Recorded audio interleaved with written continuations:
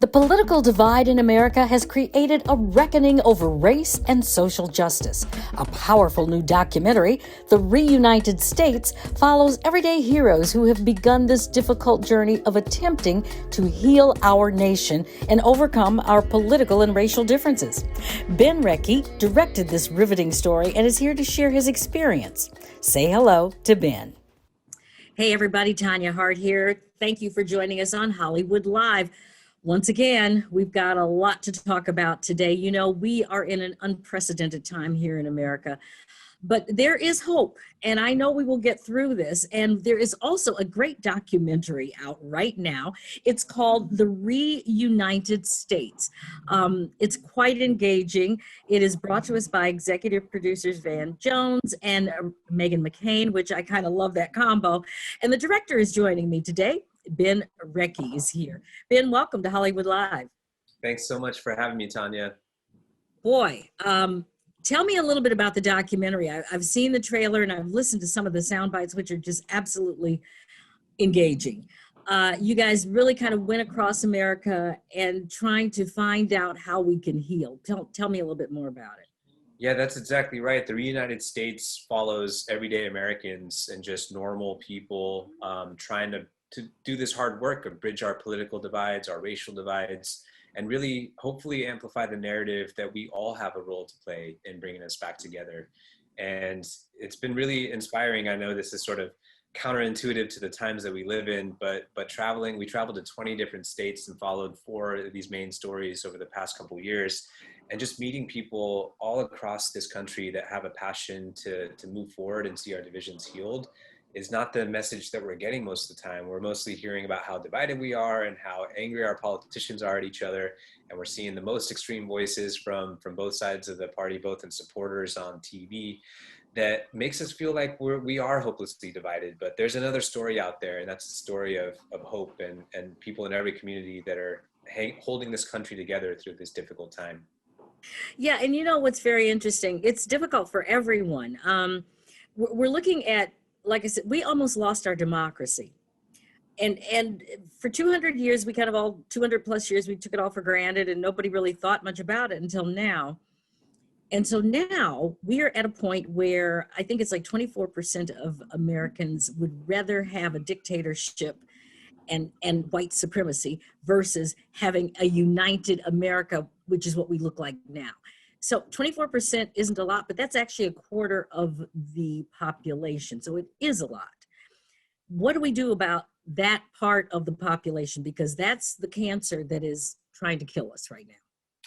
Yeah, I haven't heard that exact number, but it doesn't surprise me to hear that. I think, part of the root causes of this division do go back to the foundations of our country, right? Like, this country, there were 2 great sins that were at the formation of this country. One was genocide of Native peoples, and the other is slavery. And we never fully acknowledged that it came together. So some would argue that we've never been a United States and that reuniting is not the right term to use. I think, for us, it's really, what are we doing in our own lives to combat that and that kind of feeling that we can't ever come back together? Because there's a lot of agency that we have in our own lives. When you talk about extreme views or extremists, it is really hard to talk people off a ledge, and that, takes a lot of time and effort. And frankly, there will probably always be a part of the population that is extreme. But, we're talking about the 76% in this case of people that are actually trying to find a way through this together. And even that 76% is divided. And that's where the real danger is for us, is that, there used to be this idea of we can agree to disagree, or, we see things differently, but we're still neighbors, or we still go to church together. That's gone. We see each other, people we disagree with, as dangerous to the country, as enemies of the state, as trying to destroy democracy. And that is putting us on this perilous path where people are saying there might be another civil war. And so we're at this turning point now where we actually need to decide for ourselves, is this the kind of country we want to live for our kids? Do we want to have this much hostility in our own lives? And if not, what are we doing, or what can we do to move past this? And a lot of that is what we explore in the film and the different storylines there. And so we're hoping that that can just give people a different lens to look at these problems through. Well, I think that that's really important. And I think that the whole idea of being positive, I mean, you're right.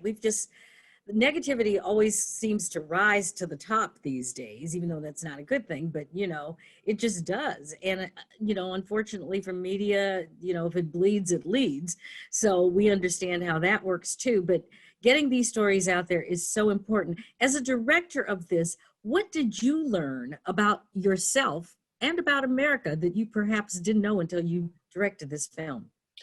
That's a great question. I think that that's probably what put me on the journey, was thinking about my own role in these divisions. Was I part of the problem or part of the solution? Like, here I was thinking I was on the right side of an issue or the right side of history, but I was saying things like, everyone who voted for this president is a racist. And maybe that's actually a form of prejudice itself, to say that 74 million people are all the same and they all think the same.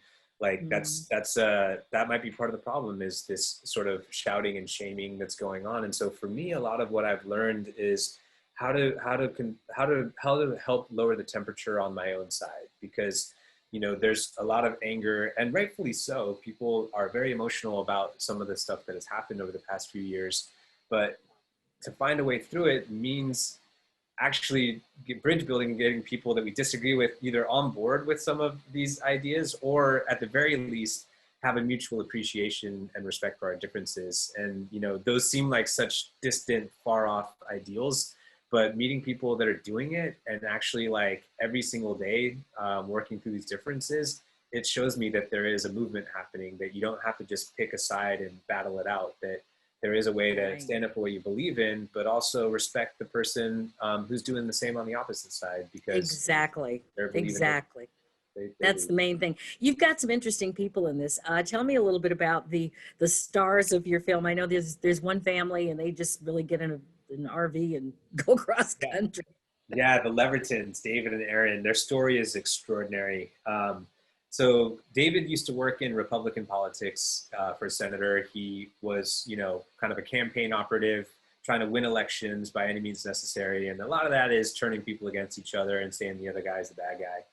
And in 2016, when violence started breaking out around that election, Dave felt incredibly responsible that he had played a hand in this machine that was now causing violence in communities, and was losing sleep over it. And his wife turned to him at one point and said, if we didn't have this mortgage to pay and we didn't have kids to feed, what is your heart telling you to do? And without thinking, he said, I'd want to bring unity back to this country.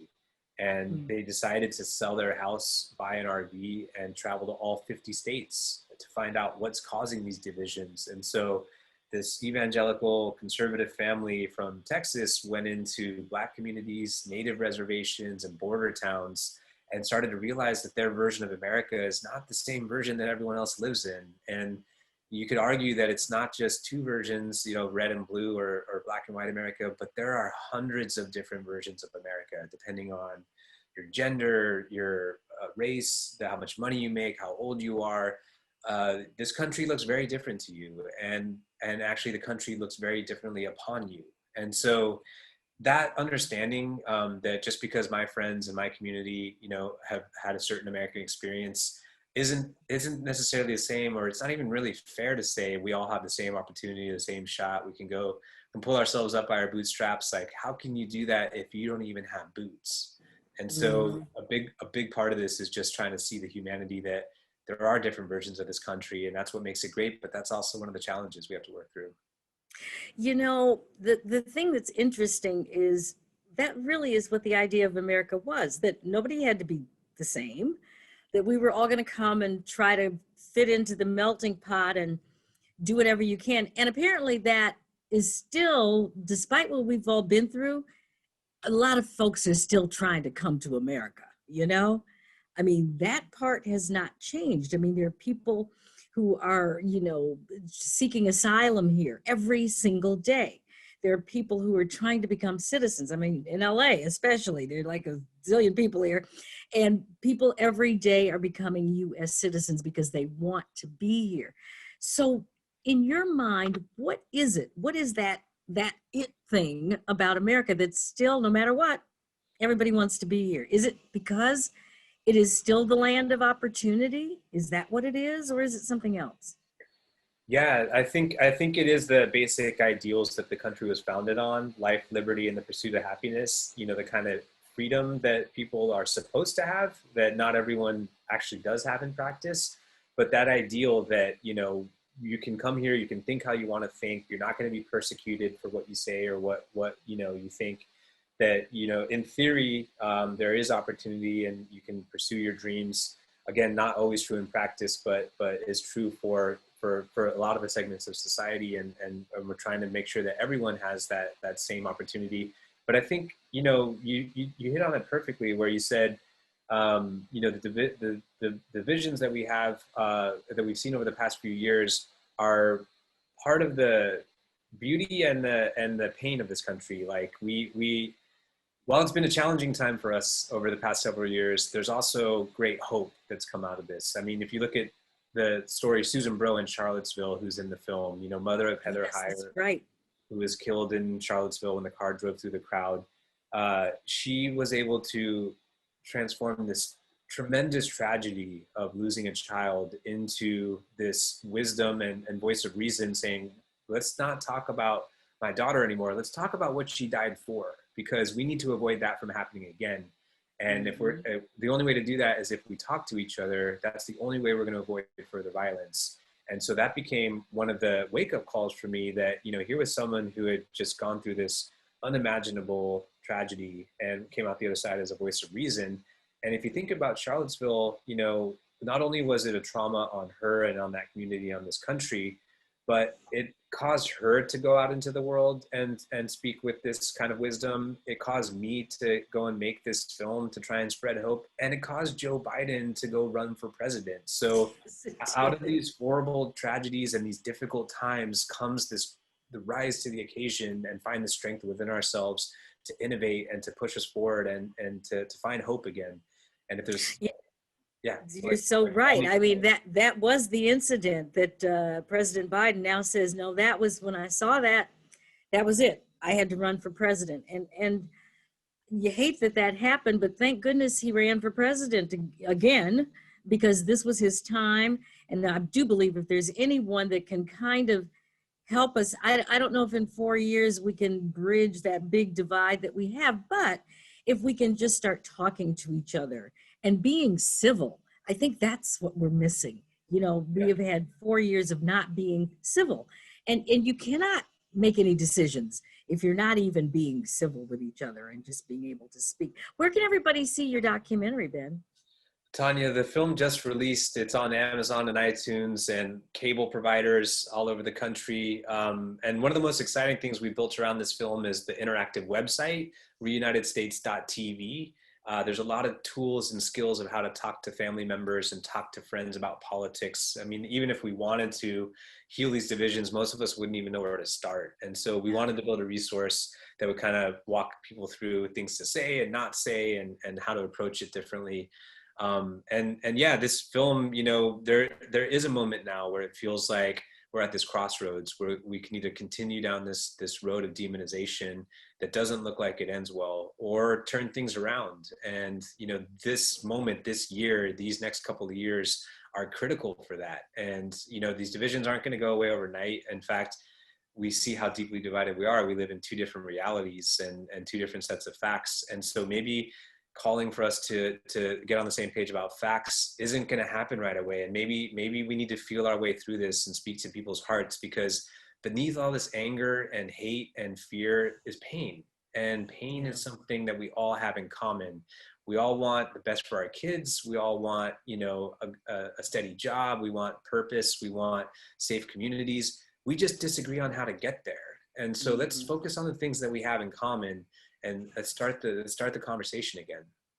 Absolutely. Well, I cannot wait to see all of this. I've seen snippets of it. I got to ask you one last question, though. Van Jones and Megan McCain, executive producers. That's a combo. Yeah, it's like lightning rod. Like, people, the idea of working with the other side is appalling to some folks, and we're just really honored that they had the courage to join forces to put this out, because that not everyone's happy about that, but it does send a strong message. Absolutely. Well, you don't have to be happy about everything, but if you can just get along. Rodney Yeah, King said it many years ago. Can yeah, we just get along? Ben, right. thank you so much. This is going to have a meaningful impact, I am so sure, on all of the things that we need to work on. So God bless you for doing this because We hope so, Tanya. Thanks so much. I mean, if there's, like we said at the beginning, if there's one thing we all need right now, it's hope. And that's what this yeah. film is, just hope that there is another way. There is another way. There's always another way. And good always, the cream rises to the top. It really does. And good always overtakes evil if we just keep at it. So Yeah, thank you so much. Come back and join us again. I really am all very that. interested in some of the things that you're doing to help people get through this, like your interactive stuff. So maybe come back and talk about that once the film is out there. Yeah, When yeah, you're absolutely. not busy. No, yeah, totally. This is the launch. It's very exciting. But you're right, and there are people like Van that want to do more stories like this because we're constantly told how divided we are, but we're not really shown how much we have in common or what solutions there are. And so, media has been part of this problem, but it can be part of what brings us back together. And like your show is doing that just by spotlighting these type of issues. So thank you for that, Tanya. Absolutely. And thank you for joining us today on Hollywood Live. We got great stuff coming up. And yep, check out that YouTube channel. It's new and we got a lot of new videos and a whole bunch of stuff you want to see. Take care, everybody.